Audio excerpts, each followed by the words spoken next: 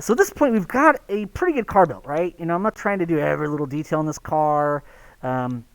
It's meant to be just the general good car form and kind of showing you how to use Extreme Bridge Border Edge to achieve this, right? As well as just getting to see a lot of your different tools and the uses you can use for them. All right. So one of the things I'm going to do is I'm going to bring back some of our other things, like our hood, our roof in particular, because I do want to kind of start to build upon building the windows, right? Because at this point we've got a lot, right? We've got some basic chairs in there, and you could make them a little more detailed, kind of put little bottoms on there if you wanted to with some extra cubes. It's really kind of up to you. I just wanted to make sure to get some good stuff there for you guys. Enough that, like, when we look through a window, we could see a dash, right? We could see, if you have this angle, right? If you do have an upper angle, right, kind of make sure to kind of build some connecting stuff there, or maybe a little bit of a, more of a console inlay here, a little bit of a shifter stick if you want to. Those kinds of things. And that's all stuff you could do with techniques right? Shifter stick could easily be a cube. You put it in the subdivisional modifier on it, add some edge loop, shape it. But, we kind of wanted enough, and we'll probably have our car render from this view, so you probably don't need to make the shifter stuff, but, we have enough that you could kind of see the hint of the dash, the steering wheel, the chairs. So there's an inside, right? So there's an inside. All right. So what I wanted to do today is I really wanted to focus on getting ourselves windows, right? Getting ourselves windows. Maybe do a little bit of fine-tuning on that right there really quick. Because we are, like I said, getting close to being done with the main body here, right? We've got almost all the major parts built. You could easily build door handles with after we've subdivided and done some other stuff as well. But for now, we're kind of, I really, like I said, I want to focus on the windows today. All right, so I'm going to select the roof of the car, and I'm going to, go to 3 for face mode, at least right now. If we wanted to, we could easily take these two faces here, right? Remember, F is your frame selection. I know I do have mentioned this many times, but if you've got some stuff selected, if you hit F, it frames selection. A frames all, just like Maya, right? We're using industry compatible, and that gives you not just Maya Navigation and QWERTY for move, rotate, scale, and selection, but things like the toggles, double click for edge loops, F and A, right? And some of its own things, like double left clicking for face loops. So industry compatible is not only a lot of these great quick keys from Maya, but some of their own really cool things, right? So I want to select those. Now I could, of course, view move this, but if I wanted to, right, I hit W for move. I could always go up to transform orientation, set it to normal, right? So you see how it's going to kind of set it to the average normal direction, right? And you might want to use that a little bit. Remember, you can hit E for rotate, and that will use normal direction also. But you'll notice sometimes the normal direction is off a little bit because it's kind of averaged. So that's one of those things where you could always, remember, go to 2 for edge mode. I could select this edge, and you see how that does a better kind of job of aligning perfectly with that kind of corner. And you can go right up into here and click on this plus. Now you can actually assign a quick key to the plus, right? So if you right click on it, you can actually assign a shortcut. I actually do. Because I use that often enough that I like a quick key for it in Blender. But if I hit that plus, what's cool is now there's edge, right? We've done it with faces. You'll see there's edge right here. You can delete it. That delete can also be assigned a shortcut, right? So when you really get to know Blender well enough, it's truly a pretty awesome piece of software. So I can go back in here and I can select these faces, and you notice it's by default using that edge, right? And that stays there as long as it's on. Like I could go back to global. I could go to normal, but that edge is still there to be selected again. And you see how I can kind of rotate that direction, and I can rotate it this direction. So when you really start to understand that you can change the position, the pivot point, but also the actual rotation through these controls, Blender's ability to reorient its manipulator is excellent. It's like one of the best I'd seen before Blender was Modo. And honestly, particularly if you incorporate the cursor stuff, which you've seen a little bit of, Blender's kind of right up there. Right? Really, really cool features. Definitely an area where it's a bit stronger than Maya, right? Maya's okay at that stuff, but Blender and like Modo are just better at it, right? So these abilities to reorient your manipulator's position and its kind of rotation, if you will, are pretty excellent, right? You see there's lots of options here. I usually use global, normal, and cursor, and then these saves, but you do have like gimbal, view, local, right? So some really cool ones. So I just want to remind you guys of that, right? And of course, if you don't want that edge anymore, you can just delete it, and it'll go back to kind of global. And in this case, I'm just going to put an extra edge loop in here, so Alt-C for loop cut, right? Remember, Alt-C is your quickie for loop cut. It is right here, though. Left-click drag, and that just sharpens that shape up. It's kind of bounce up more against the actual kind of frame of the car, right? If you really, really wanted to, you could always kind of incorporate some snapping tools, but usually eyeballing it's going to work pretty well for most stuff, right? Rarely do people get close enough to that little car, and if you guys have ever actually been in a car, things aren't always lined up perfectly, right? Unless you're spending a lot of money on like a Bugatti Veyron, I mean a ridiculous amount of money on a Bugatti Veyron, you're going to see slight misalignments for parts, right? If you've ever put together something from IKEA or Target, you notice how those bolts always don't fit in perfectly? So this idea that everything's ridiculously and perfectly machined is honestly not real, right? Unless maybe it's like a Mars rover. But, you know, NASA spent $1 billion on that, so... So keep that in mind, right, that yes, you have some snap tools, and Blender does have some pretty darn good ones, right? But particularly since we're making art, it's going to look pretty good if you just kind of eyeball it, right? That level of precision is just not actually that real. You know, some people think it is. I'm like, it's not really, actually. So that gives us kind of just our little bit of that tightening up there, and you can do the same thing there. And what I want to do is I want to start to make the windows, right? Now, we could have made the windows before we kind of built and separated all these other parts, and that's legitimate, right? But we might have wanted to do some shaping and some other refinements to these things as well. So for me, often what I end up doing is kind of waiting until a little bit later on, right? Because what we want to do is really the windows for this door might be a couple of different windows, right?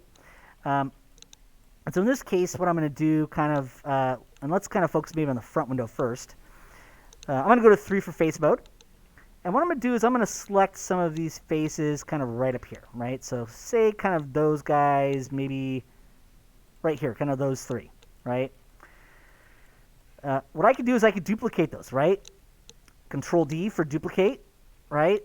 And then just left click, because you can always move it, right? But I might not want to. So if you just Control D and then left click immediately instead of dragging your cursor, it duplicates those polygons right there. Right? Those are copied polygons. You can actually see that there's a little bit of separation because I did move it off a little bit. I could, of course, right click. Remember, your face context menu comes up, and you could separate by selection, right? So this becomes its own object now. So I'm going to hit 4 to go back to object mode, and you'll see these are 2 separate objects. There's a strip of polygons here and the original. Now I can come down here, and I can grab the dash, right? And I can go to 3 for face mode for that one. I could also use the hood if I wanted to for the starting point. I think the thickness will be better of the hood. So I'll just maybe go to the hood here, 3 for face mode. And then, of course, I could select these faces. You can do it one at a time. Remember, Shift adds to selections. Remember, though, you do have Circle Select, which is your drag select, and you do have your select length shortest path, right? And, of course, I have a nice quick key setup for that already. And then, of course, remember, Mesh has your duplicate, right? Mesh menu, Control-D, duplicate. So I hit Control-D, left-click, and you see there's new polygons there. Now, in this case, though, they're still part of this original object, right? So if you want them to be truly separate, that's where you right-click. And there's your separate, and you can do it by a selection, right? Whatever's selected will separate off into its own object. There we go. Now, I do feel like I need to tighten the hood up a little bit so there's that roundness there. So I'll just, 3 for face mode, Alt-C for loop cut, right? Remember, it's right there, though. Alt-C is the quick key. Left-click drag, and we could tighten that shape up a little bit there. And I could probably even tighten it up a little bit there as well. So remember, as you put edge loops in, if you put them closer to where the corners are at, making those corners smaller, it sharpens up that shape a lot. People think you can't get nice hard surface angles on a subdivisional modifier, and that's not true, right? It also means that you can get a nice clean curved shape without having to have a ton of polygons yet, right? Later on, we could always we're going to apply the subdivision modifier, and if it's still too heavy polygons, we could take a few out. But that just sharpens that shape up a little bit. Now I'm going to go to 4 for object mode, and I'm going to select that strip, and shift left click that strip. And you can see they're in here as their own objects, car hood 0.001, car hood 001 again, right? They've got their own different modifiers. With both selected, if you right click, because remember 4 is object mode, right? 4 is your quick key for object mode, so we're selecting these as whole objects. If I right click, one of your options in object context menu is join, right? Now, some of you guys that remember when we did this class in Maya last year, we had combine and separate, right? That's what separate does in Blender for whatever menu you're in. But also join is your combine, right? So separate and join, right? So join makes them one object. And I'll leave that as just roof 01 right now. And so now we actually have these different polygons from these different parts combined in one object. Now I'm going to turn the hood and the car roof off so we can see just those a little bit better. And I'm going to go 3 for face mode. Now you'll notice that we do have 3 to 3, right? So 3 there and 3 there. Remember, that's important because when you bridge stuff together, you want there to be same number to same number, right? You can do it with different numbers, but it does create a bunch of triangles. So if I right-click, I can use Bridge Faces, and there we go. Now in this case, you'll notice we're getting this weird shape, right? That is because those polygons are flipped inward. So if I undo, remember, if you have your loop tools and your mesh tools on, you can go to Face Utilities and Utility Tools, and you'll see there's a flip normals there. But if you go to the Mesh menu, there is a normal section flip there, right? And I could flip those, and now they're kind of facing outwards. And now when I go to Bridge, oh, that still didn't work well. What the heck is going on there for us? Actually, I think probably one of those needed to be flipped, and the other one didn't. So let me just flip one. Let's see here. Let's see, Bridge. Okay, that's acting weird for us. So let's do it this way. Instead of faces, let's do border edges. All right, so let's grab these border edges here. Yeah, that was acting a little weird. That should usually fix that, but let's see if we can bridge border edges to get a better result.